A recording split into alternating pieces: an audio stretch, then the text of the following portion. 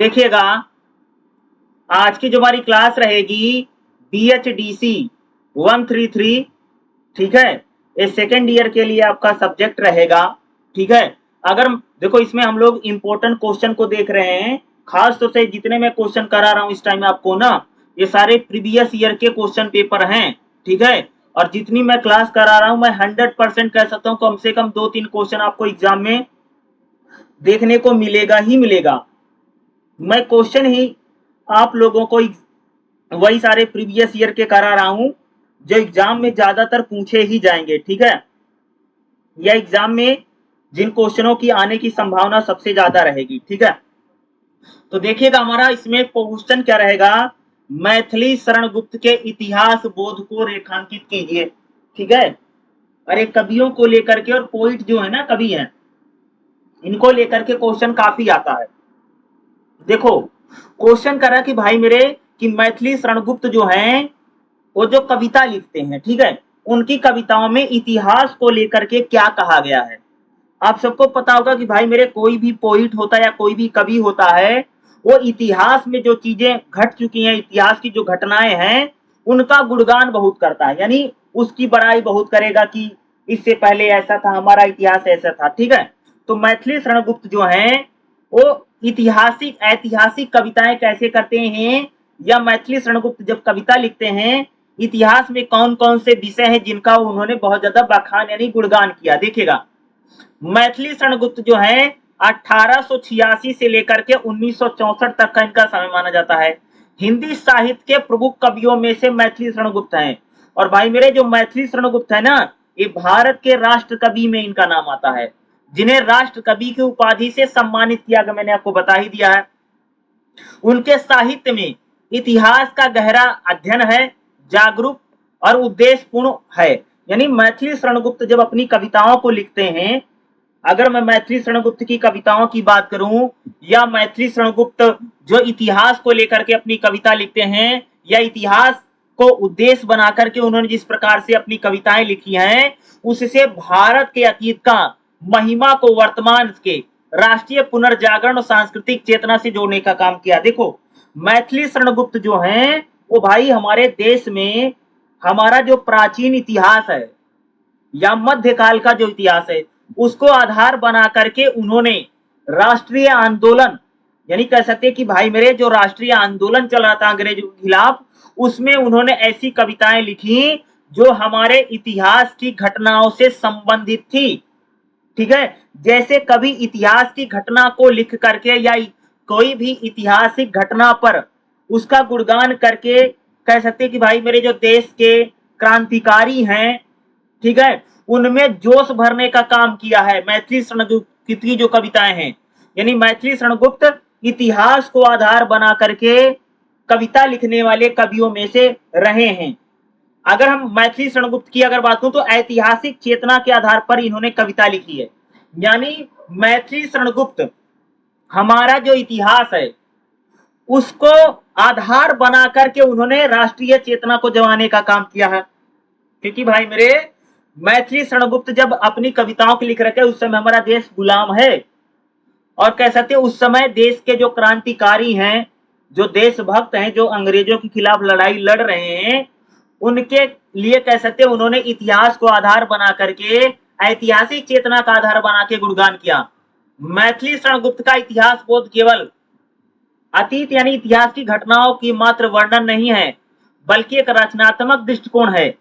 मैथिली शरण गुप्त जो है राष्ट्र और समाज को गौरव प्रदान करने वाले इतिहास से प्रेरणा लेते हैं।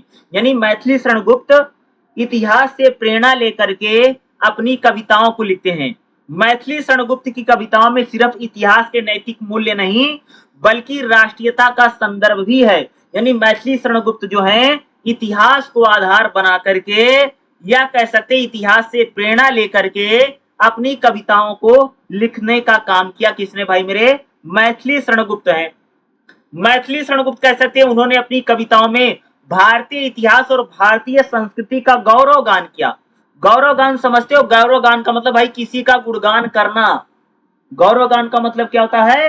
किसी के गुण को गाना, भाई किसी की बड़ाई करना, जिसको हम लोग कहते हैं ना, या आप किसी की तारीफ कर रहे हैं, उसी को हम लोग बोलते हैं भाई मेरे गौरव गान।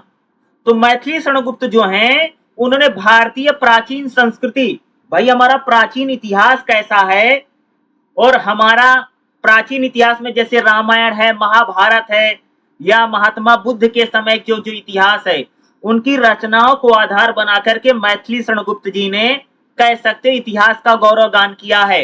अगर मैं मैथिली शरणगुप्त की बात करूं तो भाई मेरे मैथिली शरणगुप्त की एक कविता है साकेत। साकेत जो है, मैं बात करूं तो भाई मेरे जो साकेत कविता है ये मैथिली शरणगुप्त की, इसमें उर्मिला को लेकर के बताएगा। उर्मिला, उर्मिला कौन है? अरे उर्मिला लक्ष्मण की पत्नी है। जब भगवान राम जंगल चले गए थे, वन को चले गए थे, तो भाई उनके साथ लक्ष्मण भी चले गए थे, लेकिन लक्ष्मण की पत्नी नहीं गई थी, उनका नाम है उर्मिला। किस प्रकार से उर्मिला के चरित्र का गुणगान किसने किया है? साकेत नाम की कविता में किसने किया है?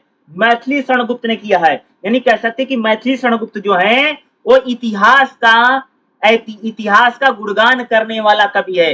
जैसे उन्होंने यशोधरा, यशोधरा कौन है? महात्मा बुद्ध की पत्नी का नाम, यानी जो सिद्धार्थ थे, जो अपना घर छोड़ करके चले गए थे, तो भाई सिद्धार्थ की पत्नी का नाम है यशोधरा। ठीक है, तो गौतम बुद्ध ने जो त्याग किया है उसमें यशोधरा के दर्द और त्याग का चित्रण कह सकते हैं कि इतिहास को बना करके यशोधरा नामक कविता किसने लिखी है? मैथिली शरणगुप्त जी ने लिखी है। समझ रहे हैं? तो मैथिली शरणगुप्त जो है इतिहास को आधार बना करके इतिहास का गौरव गान किया, यानी इतिहास में जो कैरेक्टर हुए हैं, इतिहास में जो बड़े बड़े चरित्र हैं, खासतौर से महिला चरित्र हैं, उर्मिला को लेकर के और यशोधरा जैसी महिलाओं को लेकर के उन्होंने ऐतिहासिक आधार पर कह सकते हैं उन्होंने कविताओं को लिखने का काम किया, मैथिली शरणगुप्त जो है।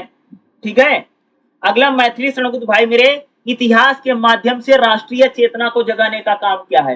देखो एक बात बताऊं, मैथिली शरणगुप्त जिस समय कविताएं लिख रहे हैं उस समय देश गुलाम है। क्या है? उस समय भारत गुलाम है और अंग्रेजों के खिलाफ आजादी की लड़ाई चल रही है। तो कह सकते कि मैथिली शरणगुप्त उस समय क्रांतिकारियों में देशभक्ति की भावना और राष्ट्रीय चेतना को जगाने के लिए मैथिली शरणगुप्त ने इतिहास को आधार बनाकर के कविता लिखी है।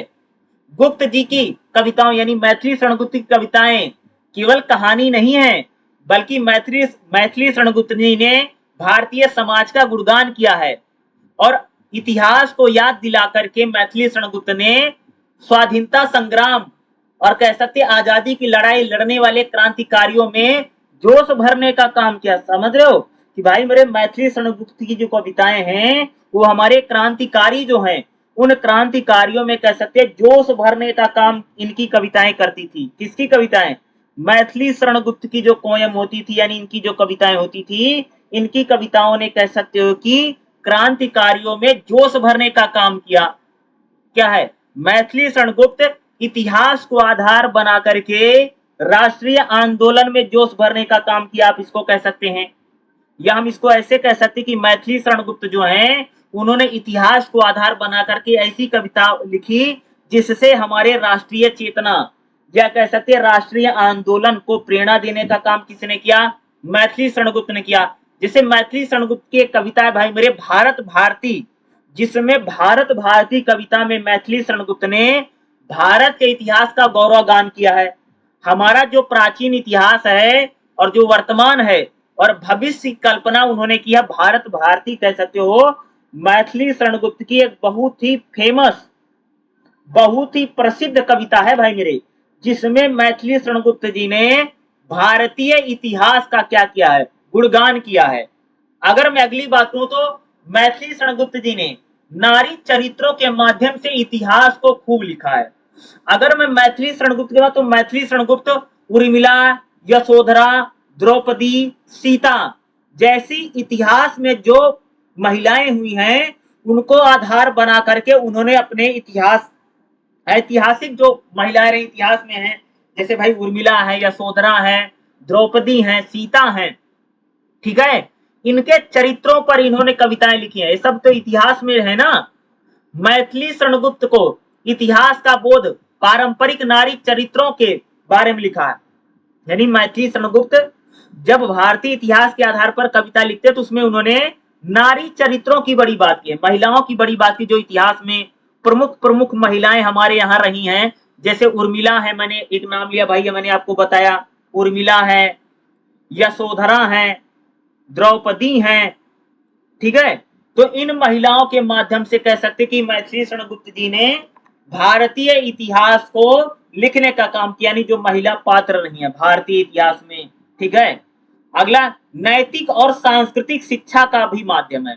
मैथिली शरण गुप्त इतिहास को आधार को, यानी मैथिली शरण गुप्त जो है वो इतिहास को आधार बना करके कविताओं तो लिखते हैं, उससे वह नैतिक शिक्षा और हमारी संस्कृति यानी भारतीय संस्कृति को जगाने का भी काम किया है। मैथिली शरण गुप्त जब इतिहास को आधार बना करके अपनी कविता लिखते हैं तो भारतीय इतिहास के जीवन मूल्यों की भी वो बात करते हैं कि भाई हमारा प्राचीन इतिहास कैसा है, हमारा इतिहास कैसा, किस प्रकार का हमारा हिस्ट्री रही है, उसका गौरव गान करते हैं। हमारे देश के लोगों की नैतिकता और देश को इतिहास के बारे में शिक्षित करने की भी प्रेरणा देते हैं। कौन देता है? मैथिली शरण गुप्त, क्योंकि मैथिली शरण गुप्त जो है वो इतिहास को आधार बना करके इतिहास को आधार बना करके वो लिखने वाले कवि हैं। जैसे हम लोगों ने बात की भाई, उर्मिला हैं, यशोधरा हैं, द्रौपदी हैं, सीता हैं, ये सारी हिस्ट्री में है, यानी ऐतिहासिक महिलाएं हैं। तो इन ऐतिहासिक महिलाओं का गुणगान जब मैथिली शरण गुप्त करते हैं तब हम लोग कहते हैं कि भाई मेरे कि जो मैथिली शरण गुप्त कवि हैं वो इतिहास को आधार बना करके कविता लिखने वाले कवि में हम इनको कहते हैं। देखो अगर इसका निष्कर्ष लिखेंगे, देखो भाई हर क्वेश्चन का निष्कर्ष भी एग्जाम में लिखते हैं। देखिए, मैथिली शरण गुप्त का इतिहास बोध केवल इतिहास का स्मरण करना नहीं, यानी मैथिली शरण गुप्त जब इतिहास को आधार बना करके कविता लिखते हैं वो सिर्फ इतिहास को नहीं बताते हैं, बल्कि मैथिली शरण गुप्त इतिहास को आधार बना करके जो कविता लिखते हैं उससे हमारे देश की सभ्यता संस्कृति का गौरव गान करते हैं। बल्कि मैथिली शरण गुप्त जी ने अपनी इतिहास से प्रेरित कविताओं के माध्यम से उन्होंने भारतीय राष्ट्रीय आंदोलन को स्वर देने का काम किया है। और कह सकते कि मैथिली शरण गुप्त जी ने अपनी कविताओं के माध्यम से देश के लोगों में और क्रांतिकारियों में जोश भरने का काम किया। अगर हम बात करें मैथिली शरण गुप्त की जो कविताएं हैं, यानी मैथिली शरण गुप्त एक ऐसा कवि है जो इतिहास को आधार बना करके अपनी कविताओं को लिखता है। सीता, यशोधरा, अनुसुईया या कह सकते उर्मिला, ठीक है, इन ऐतिहासिक पात्रों को आधार बना करके कविता लिखने वाले कवि कौन है?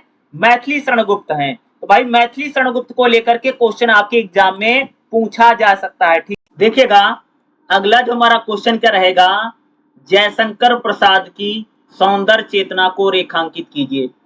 ये भी क्वेश्चन भाई मेरे बहुत इंपॉर्टेंट है, जयशंकर प्रसाद को लेकर के क्वेश्चन एग्जाम में आ सकता है। सौंदर्य चेतना यानी कह सकते कि जयशंकर प्रसाद जो है ना वो सुंदर, सौंदर्य कई प्रकार, सुंदर सौंदर्य यानी सुंदरता, सौंदर्य मीन्स सुंदरता। जैसे भाई प्रकृति की सुंदरता का गुणगान कभी करता है, स्त्री यानी महिला जो है उसकी सुंदरता का गुणगान करता है। स्त्री की सुंदरता दो प्रकार की होती है, एक होती है बाहरी, बाहरी मतलब समझते हो क्या होती है? अरे बाहरी का मतलब भाई उसके गाल कैसे हैं, उसके ओंठ कैसे हैं, उसके बाल कैसे हैं, या उसकी कमर कैसे है, ठीक है, या उसकी चाल कैसे है, इसको बोलते हैं स्त्री की सुंदरता का बाहरी सुंदरता का गुणगान किया जा रहा है। एक और सुंदरता होती है महिलाओं में, उसको बोलते हैं आंतरिक सुंदरता, यानी महिलाओं में जैसे दया है, ममता है, दयालु है, ठीक है, या महिलाएं छोटी छोटी भावुक हो जाती हैं, ये क्या है? स्त्रियों की आंतरिक सुंदरता इसको बोला जाता है। समझ रहे हो? यानी दो प्रकार की सुंदरता है महिलाओं में। और प्रकृति सुंदरता बोलते हैं, और एक सौंदर्य, एक होता हम लोग बोलते हैं सौंदर्य, सौंदर्य का कवि है। जैसे प्रेम, प्रेम सौंदर्य, प्रेम को लेकर के जैसे कवि लिखता है ना, तो उसको भी हम सौंदर्य ही बोलते हैं। ठीक है, तो जयशंकर प्रसाद की सौंदर्य चेतना क्या है? देखो जयशंकर प्रसाद की अगर बात करूं तो भाई ये खास तौर से प्राकृतिक सौंदर्य, प्राकृतिक सौंदर्य, प्रकृति जैसे झील, झरना, नदी, पहाड़, उसकी सुंदरता का गुणगान करेंगे। नैतिक सुंदरता, आध्यात्मिक सुंदरता, सांस्कृतिक सुंदरता, इस प्रकार के सौंदर्य की बात करने वाला कवि है। ठीक है, देखिएगा जयशंकर प्रसाद जो हैं छायावाद के प्रमुख कवियों में से एक माने जाते हैं। ठीक है, इनकी काव्य दृष्टि में सौंदर्य बोध बहुत महत्वपूर्ण है। यानी जयशंकर प्रसाद खास तौर से भाई मेरे सौंदर्य को लेकर के बहुत लिखते हैं, कि जैसे प्रकृति की सुंदरता को लिखेगा, नारी की सुंदरता को लिखेगा, लिखते हैं, कविता लिखते हैं। जैसे सांस्कृतिक यानी सांस्कृतिक सौंदर्यता को लेकर के आध्यात्मिक सौंदर्यता को लेकर के। अगर मैं जयशंकर प्रसाद की बात करूं तो जयशंकर प्रसाद ने भाई मेरे किस किस की सुंदरता का गुणगान कविता में किया है। जैसे प्रकृति की सुंदरता का गुणगान खूब करते हैं जयशंकर प्रसाद। किसकी सुंदरता का?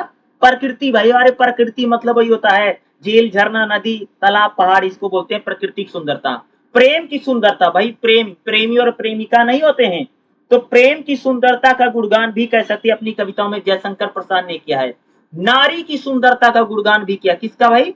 नारी की जो सुंदरता होती है, अभी मैंने आपको बताया था ना कि नारी की सुंदरता 2 प्रकार की होती है, ठीक है। तो जैसे मान लीजिए कि मैंने आपको बताया उसकी बाहरी सुंदरता और आंतरिक सुंदरता। कला की सुंदरता, कला होती नहीं जैसे आर्ट जिसको हम बोलते हैं ना, कला की सुंदरता का और जीवन दर्शन की सुंदरता का गुणगान कह सकते हो कि भाई मेरे जयशंकर प्रसाद जी ने अपनी कविताओं में किया है, ठीक है। सौंदर्य की व्यापक दृष्टि है। देखो जयशंकर प्रसाद जो है सौंदर्य का कवि है। जयशंकर प्रसाद जो है वो आध्यात्मिक अनुभव के रूप में सुंदरता का गुणगान करते हैं। जयशंकर प्रसाद सौंदर्य का कवि है। उन्होंने कहा कि भाई सत्य सुंदर है और शिव सुंदर है। अगर मैं आप सबको बात करूं ना भाई, मेरे अध्यात्म में 2 ही चीजें सुंदर हैं दुनिया में। क्या सुंदर है? एक तो सत्य, सत्य मतलब सच्चाई, सच्चाई हमेशा सुंदर है। क्या है? सत्य सुंदर है, ट्रुथ जिसको सही बोलते हैं, सच सच होता है वो सुंदर होता है। और दूसरा कौन सुंदर है भैया? शिव सुंदर है, यानी भगवान सुंदर है, ठीक है। और आदमी थोड़ी सुंदर होता है। सुंदर का मतलब जो हमेशा परमानेंट सुंदर है उसको बोलते हैं भाई मेरे अध्यात्म में, यानी अध्यात्म में अगर आप देखोगे धर्म में तो 2 ही चीजें सुंदर बताई गई हैं। एक तो भाई मेरे कह सकते हो कि सत्य सुंदर है और शिव सुंदर है। अरे शिव मतलब आप किसी भगवान को मान लीजिए, भाई भगवान सुंदर है, वो हमेशा सुंदर हैं। आज के 500 साल पहले सुंदर थे, 500 साल बाद भी सुंदर रहेंगे, समझ रहे हो। सत्य हमेशा सुंदर रहता है। आदमी सुंदर नहीं होता। आदमी का तो बचपन में कैसा है, बुढ़ापे में कैसा शकल हो जाता, देख रहे हो। तो इंसान की सुंदरता नहीं है भाई, इसलिए इंसान की सुंदरता ढल जाती है, वो परमानेंट सुंदरता नहीं है। नारी वारी की जो सुंदरता वो आज है कल नहीं है। आज महिला बहुत सुंदर दिख रही है, हो सकता है कुछ सालों के बाद वो देख लो तो तुम डर जाओ उसको, ठीक है। तो भाई मेरे आध्यात्मिक सुंदरता का गुणगान जयशंकर प्रसाद जी ने किया है और उन्होंने कहा भैया कि ये तो सत्य सुंदर है और शिव सुंदर है। जहां सौंदर्य का अनुभव आत्मा को शुद्ध और उच्च बनाता है, यानी सुंदरता हमारे आत्म मन को क्या कर देती है भाई मेरे? शुद्ध कर देती है। जयशंकर प्रसाद जो है प्रकृति की सुंदरता का गुणगान खूब किया है। जयशंकर प्रसाद की कविताओं में प्रकृति केवल नहीं है बल्कि उन्होंने प्रकृति को एक जीवित मात के रूप में, जयशंकर प्रसाद सुबह शाम चांदनी, फूल, पवन, नदियां और ऋतुओं की सुंदरता का गुणगान उन्होंने अपनी कविताओं में किया है। यानी क्या है कि जयशंकर प्रसाद जो हैं वो अपनी कविताओं में प्रकृति की सुंदरता का गुणगान खूब किया है। जैसे जयशंकर प्रसाद की कविता में कहा जाता, अरुणा यह मधुमय देश हमारा, जहां पहुंचा अनजान क्षितिज को मिला एक सहारा। ये कामायनी उनकी एक कविता है जिसमें कहा गया कि प्रकृति और राष्ट्र का सौंदर्य एकाकार हो गया, यानी प्रकृति यानी नेचर और राष्ट्र यानी कंट्री देश का जो सुंदरता है वो लगभग एक सी हो गई है। तो कह सकते हो कि जयशंकर प्रसाद जो हैं वो हर चीज को प्रकृति की सुंदरता से जोड़ देने वाला कवि है। क्या है कि जयशंकर प्रसाद राष्ट्र को या देशभक्ति को या कह सकते वीर जवानों को वो प्रकृति की सुंदरता से जोड़ने वाला कवि है। यानी जयशंकर प्रसाद कह सकते हो कि भाई मेरे कि वो प्रकृति की सुंदरता का गुणगान उन्होंने अपनी कविताओं में खूब किया है। जयशंकर प्रसाद चांदनी रात हो, फूल हो, हवा हो, नदियां हैं, पहाड़ है, झील है और जो हमारे यहाँ ऋतुएं होती हैं, फसलें होती हैं, इन सबकी प्रकृति की सुंदरता का गुणगान कह सकते हैं कि जयशंकर प्रसाद जी ने अपनी कविताओं में किया है। जैसे उनकी एक कविता है कामायनी, कामायनी कविता में भी कह सकते हैं कि उन्होंने प्रकृति की सुंदरता का गुणगान किया है। क्या? प्रकृति की सुंदरता का गुणगान जयशंकर प्रसाद की कविता कामायनी में। नारी की सुंदरता का गुणगान खूब किया है। जयशंकर प्रसाद की सुंदरता का चेतना, सौंदर्य चेतना में नारियां भी हैं। उन्होंने नारी के केवल शारीरिक सुंदरता नहीं बल्कि महिलाओं को त्याग, करुणा, ममता और बुद्धि की सुंदरता का गुणगान भी किया है।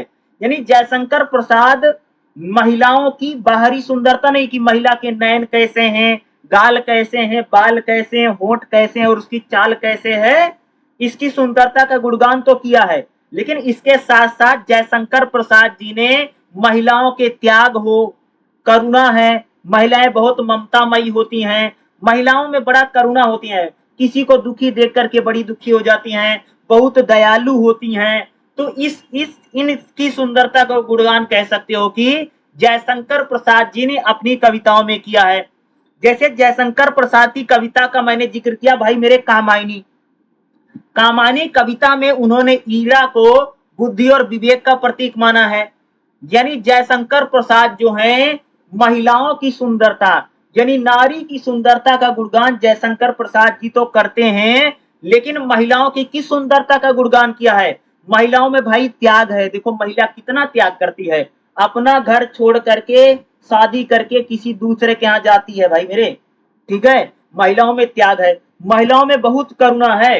वो किसी को दुखी देख करके या देख करके महिलाएं छोटी छोटी बातों पर बेचारी रो देती हैं, बहुत ममतामयी होती है। देखो एक महिला अपने बच्चे को पालती है, ठीक है। यानी महिला में क्या है? ममतत्व का, ममता मतलब समझते हो कि माँ अपने बच्चे से जितना प्यार करती है इसी को बोलते भाई मेरे ममता।